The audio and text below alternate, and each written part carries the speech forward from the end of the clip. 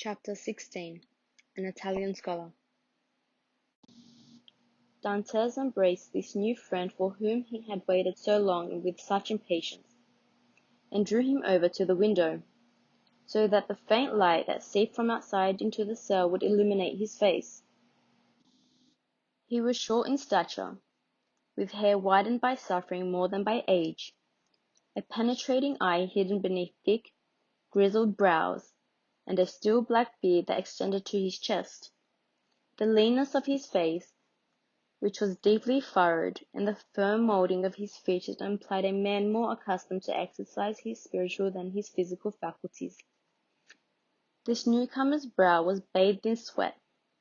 As for his clothes, their original form was impossible to make out, for they were in tatters.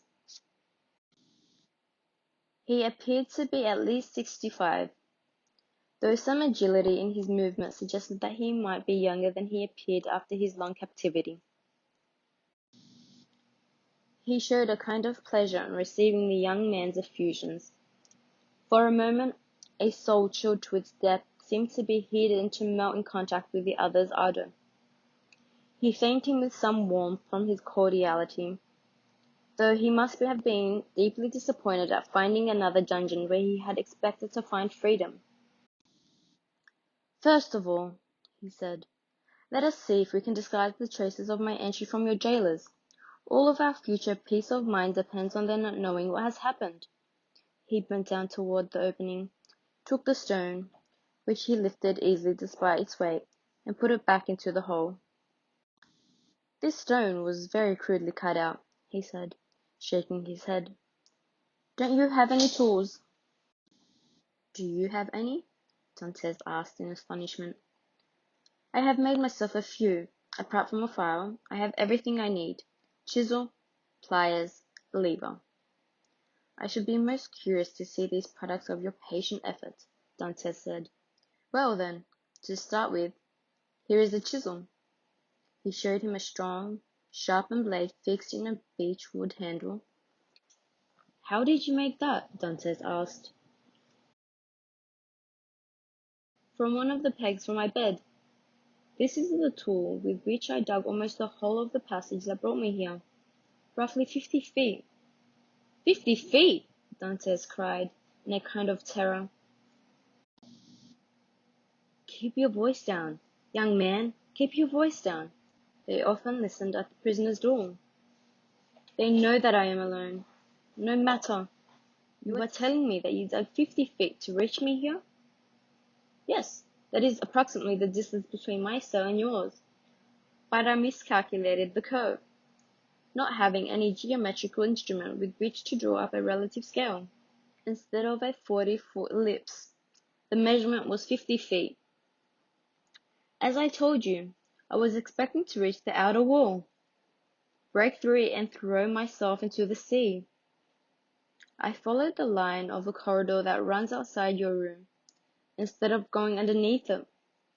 And all my labor is in vain, because this corridor leads to a courtyard full of guards." "True, of course, but, to start with, one of them is solid rock.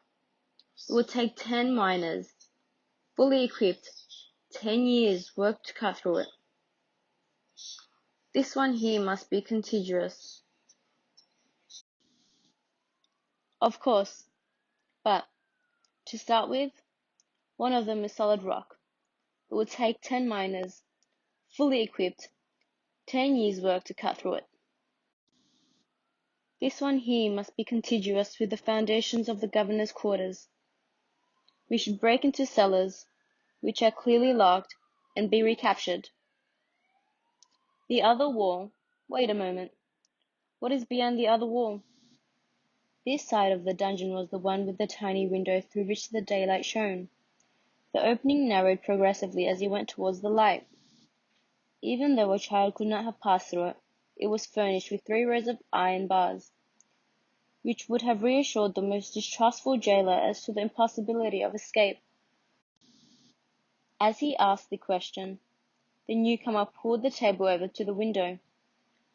"Climb up here," he told Dantes.